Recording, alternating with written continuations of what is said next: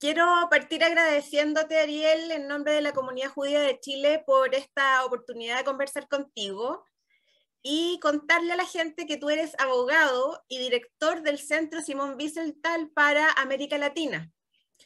Por lo tanto, estás al tanto de todo lo que está pasando a nivel de antisemitismo, y no solo en América Latina, porque estás siempre contactándote con las personas que en el mundo están viendo esto. Entonces, para nosotros en Chile, que hemos tenido un par de episodios en estas últimas 2 semanas de antisemitismo, es muy importante conversar contigo. Así que muchas gracias. No, gracias a ustedes, siempre estoy dispuesto. La semana pasada, en el marco de la conmemoración de la AMIA, se hizo el foro contra el antisemitismo y yo quería preguntarte un poco cómo fue esto y qué conclusiones sacan. ¿Cómo está funcionando, cómo se está comportando el fenómeno del antisemitismo en el mundo?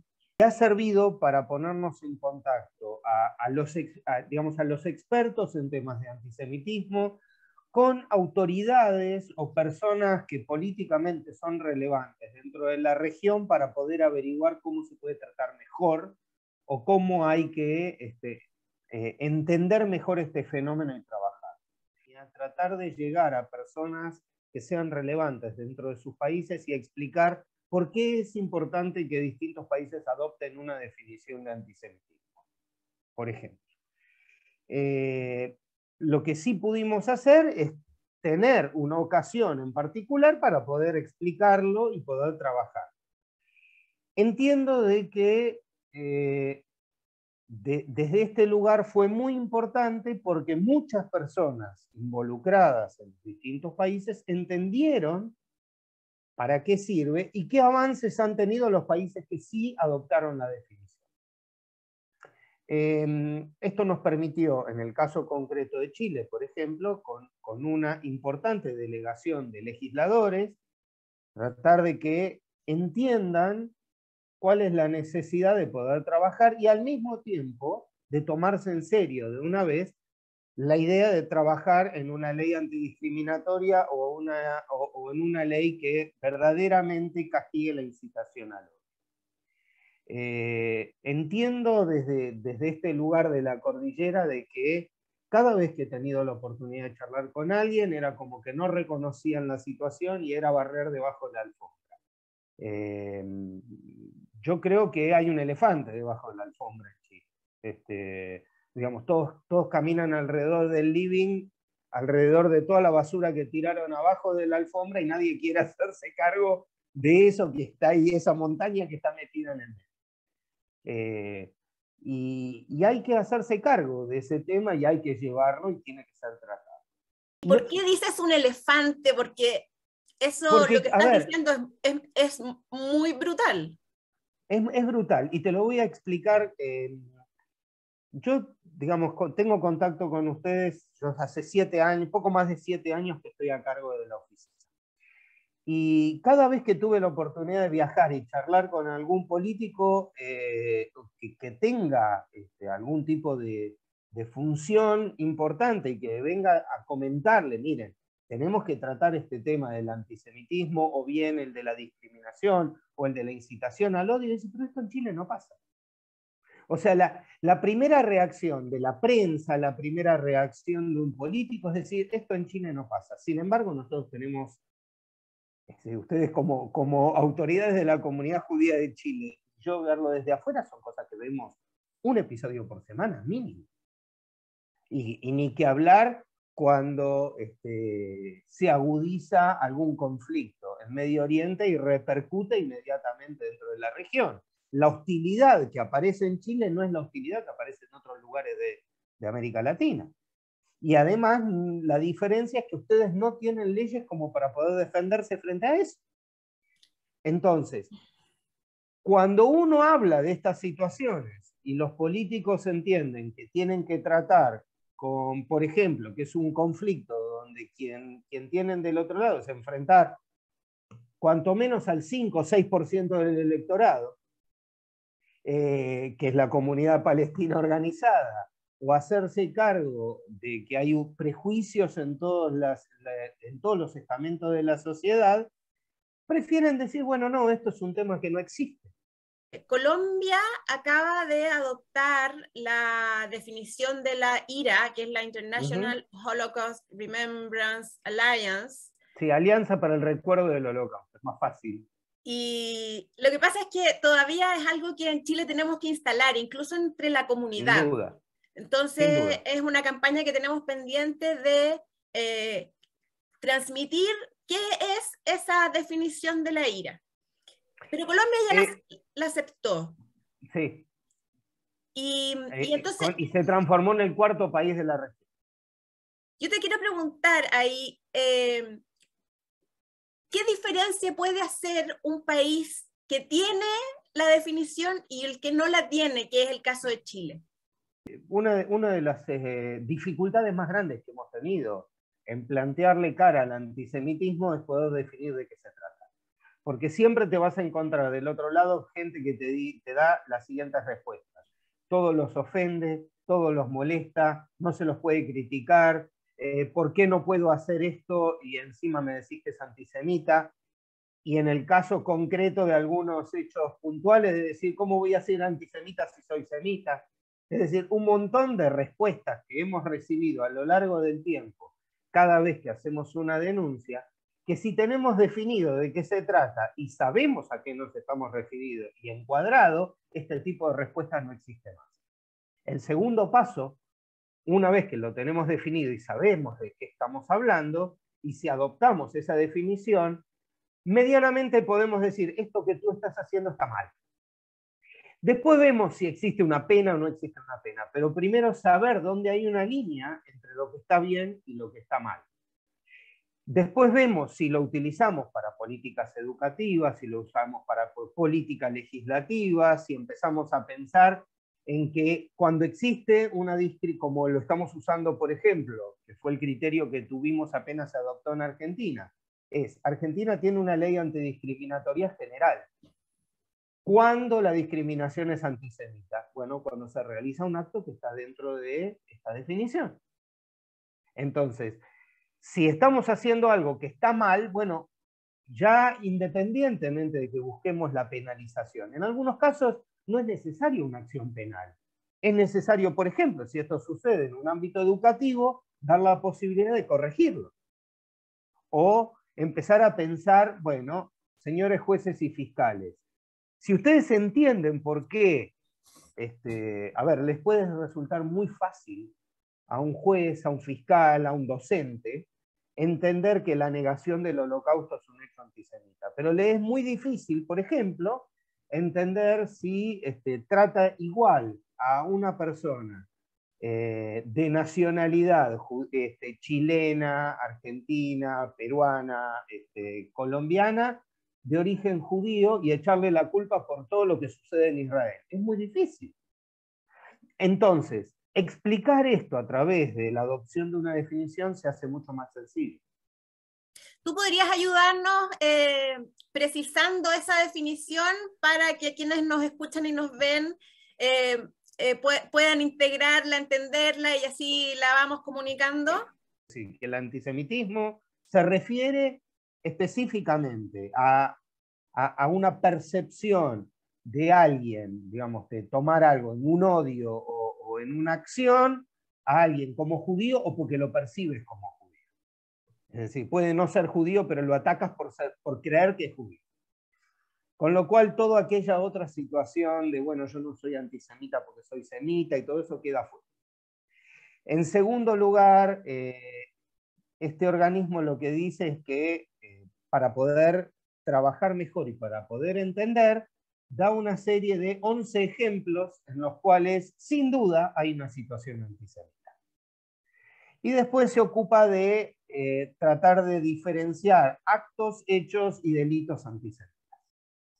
Digamos, con lo cual, con todos estos elementos en la mano, es mucho más fácil trabajar. En conversación con Gabriel Ventasgal sobre el mismo tema la otra vez, él nos comentaba cómo funcionaba la legislación en Argentina. Ahí tú nos puedes explicar un poco, porque quizás podríamos en Chile empezar tomando esos ejemplos. Cuando Argentina adopta la definición en junio de 2020, hace poquito más de 2 años atrás, mi criterio, o el criterio de mi institución, que no siempre fue aceptado por el resto, estoy hablando desde el punto de vista jurídico ya, fue tratar de utilizar la definición como complemento de la ley antidiscriminatoria. Es decir, que para entender cuándo una situación es antisemita, usemos la definición. Lo más importante, voy a hablar en términos jurídicos, pero tratar de explicarlo de la mejor forma posible, es que la existencia de esta definición transformaba en objetiva una situación que antes era subjetiva. Antes un juez tenía que interpretar dentro de toda una situación, aún sin conocer por qué una situación era antisemita, si había o no una acción antisemita. Hoy, si nosotros vamos a los ejemplos que tiene la definición, es fácil. Voy a ir a un caso concreto, digamos, donde ya a esta altura, 2 años después, ya hay jurisprudencia, ya hay 2 casos donde en 2 tribunales utilizaron la definición para condenar. Es decir, uno que era el más complicado fue en la provincia de Córdoba. Para aquellos que no conocen, Córdoba está en el medio de la Argentina. Es la segunda o tercera ciudad de la Argentina. Y en las primeras épocas de la pandemia, un profesor estaba dando clases por Zoom y explicaba muy suelto de cuerpo de que no existen judíos pobres, de que a los judíos solo les interesa el dinero, y empezó a hablar con todas aquellas cuestiones que hacen a todos los prejuicios de que somos los dueños de los medios de comunicación, de que somos los dueños del mundo, etcétera, etcétera. Esa clase fue grabada, el profesor fue denunciado, la universidad lo separó y lo cesó. Sin embargo, la DAIA, que vendría a ser la comunidad judía de Chile organizada, en este caso en la Argentina, lo denuncia por una situación de antisemitismo que vino discutiéndose durante 1 año. El juez, a mi entender, con un criterio errado, él llamaba como testigo a todos los alumnos que habían estado en esa clase para entender si este profesor había tenido digamos, la intención de discriminar cuando hizo este tipo de afirmación. Para ese entonces, nuestra institución ya estaba dando capacitaciones sobre cómo aplicar la definición en el Poder Judicial de la provincia, y nosotros dejamos claro de que para nosotros esta no era la situación, sino que dentro de la definición, uno de los casos que habla de que realmente se configura antisemitismo es las acusaciones de conspiración judía mundial, de dueños del dinero, del poder económico por el hecho de ser judío, de que no existen judíos pobres, tal cual como lo dijo el profesor.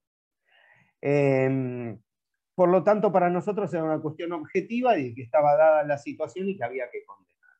En primera instancia, este juez lo absolvió. El fiscal de la Cámara y la comunidad judía, utilizando nuestro criterio, lo condenó. Entonces, claro y concretamente, la definición hoy se utiliza para poder interpretar un acto y poder condenar cuando llega el momento. Sobre esto, justo lo que estás hablando del profesor, hemos estado en contacto con Fernando Lottenberg, el comisionado contra el antisemitismo de la OEA, con Deborah Lipstadt, que tiene un cargo similar en Estados Unidos, contigo en el Centro Simón Wiesenthal, y afortunadamente hemos formado ahí un círculo de apoyo que nos ha ayudado muchísimo en Chile y que se agradece, sobre todo, como te digo, con los últimos 2, 3 acontecimientos antisemitas, que han sido bastante graves. Ahora, con ellos, con Fernando Lottenberg, que dio una entrevista a un medio en Chile a propósito del caso de los soldados en el Mercurio, salió el fin de semana esa entrevista, y con Deborah Lipstadt hablábamos de los mitos. Y ahí viene esto que tú hablas del profesor, de los mitos de que los judíos son los dueños del mundo, que tienen la plata, que George Soros no sé qué. En Chile, alguna vez Daniel Jadwe obviamente dijo que Bueno, Agustín Edwards era judío, que es el dueño de todo el consorcio Mercurio, la gente empieza a creer eso, que los judíos inventaron el COVID para vender la vacuna, que los judíos fueron culpables de la peste negra, entonces que los judíos tienen el poder económico, entonces bueno, ustedes en Argentina tienen el Plan Andinia, que la verdad es que yo no logro explicarme cómo alguien inventó eso y se transformó en una realidad que no solo ven hoy día en Argentina, sino que se ve en Chile. Tú vas al sur sí, y la sí, gente cree lo del Plan Andinia y es tan sí. descabellado. Entonces yo me pregunto, volviendo a los mitos, ¿cómo es posible que se generen estos mitos y que se difundan estos mitos y que se instalen estos mitos?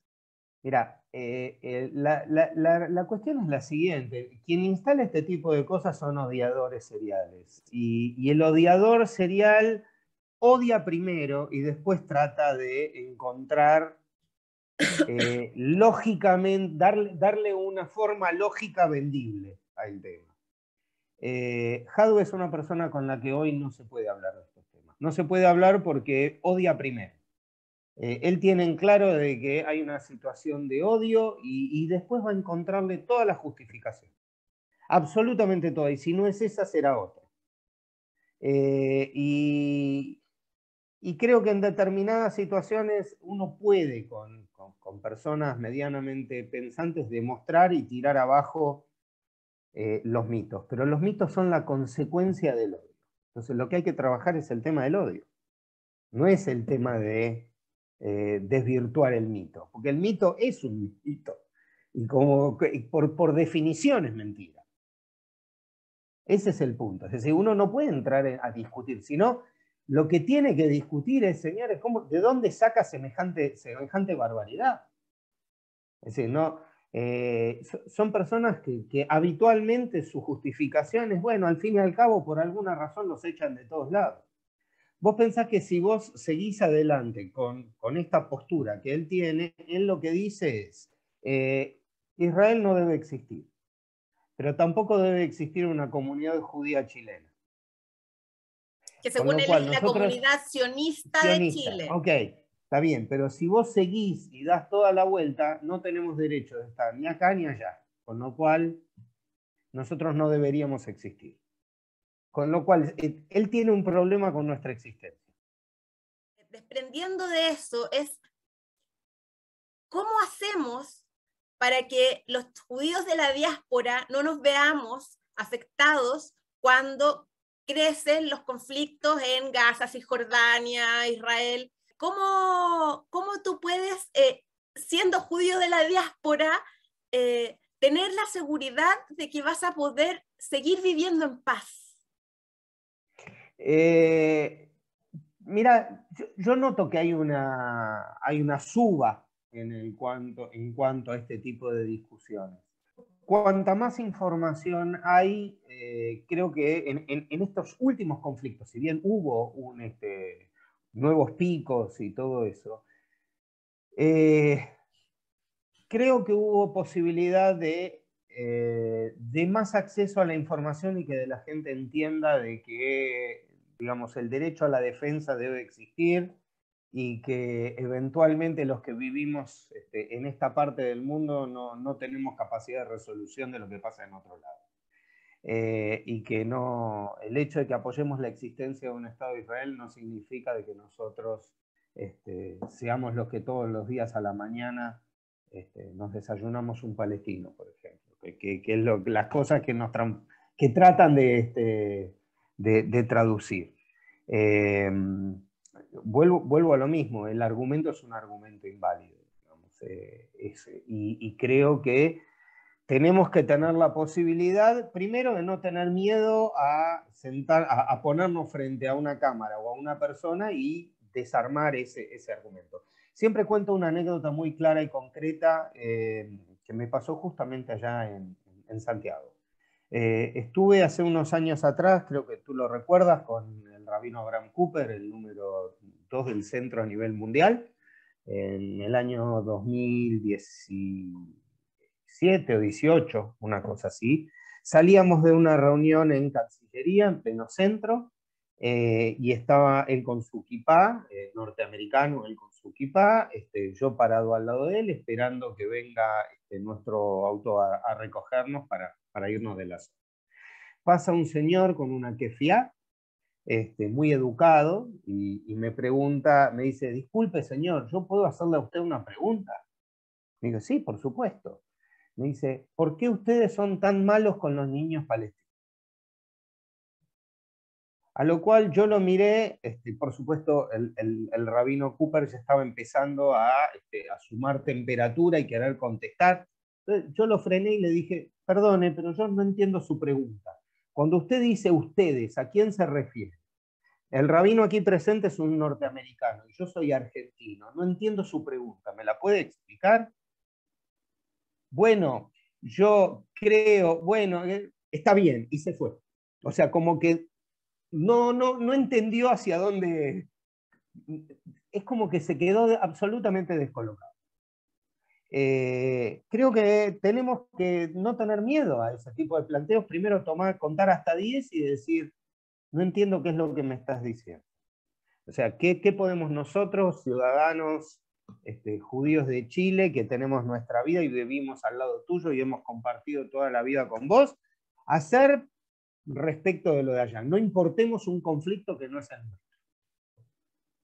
Es decir, acá tenemos que hablar de lo que nosotros tenemos que hacer acá. Hablemos de Chile, no de lo que pasa allá. ¿Por qué esto implica de que yo tenga menos derechos? ¿Por qué me estás descalificando? Dije, y si querés después discutimos de allá, pero a mí no me hagas responsable de algo que ocurre dentro de la otra punta del planeta. Primero lo primero, bajemos el nivel de la discusión, tu acusación no tiene sentido, por esto, y hablemos ahora. Sobre lo que estás diciendo, sobre informar y sobre educar, decir que en Chile tenemos a Memoria Viva, que rescata las evidencias de sobrevivientes del Holocausto, y al Museo Interactivo Judío, que educa e informa sobre la historia judía y que tiene muestras abiertas que se pueden agendar en mij.cl. Lo que tú dices es muy importante para nosotros, bajar la información y ahí invitar a los líderes de opinión, comunicadores, estudiantes, a que visiten el museo para reconocer el valor y el respeto por la multiculturalidad. Estamos trabajando para llevar alguna muestra con el museo en conjunto por todo Chile y a ver si puedo viajar a hacer. Sería fantástico, de verdad, nosotros necesitamos todo el apoyo y se los agradecemos, tal como vino la embajadora Lipstadt, como nos está apoyando Fernando Lottenberg, y tú, de verdad, se agradece muchísimo, es muy necesario, y gracias también por esta oportunidad de conversar contigo más en profundidad sobre el fenómeno del antisemitismo. Un saludo a todos, muchas gracias.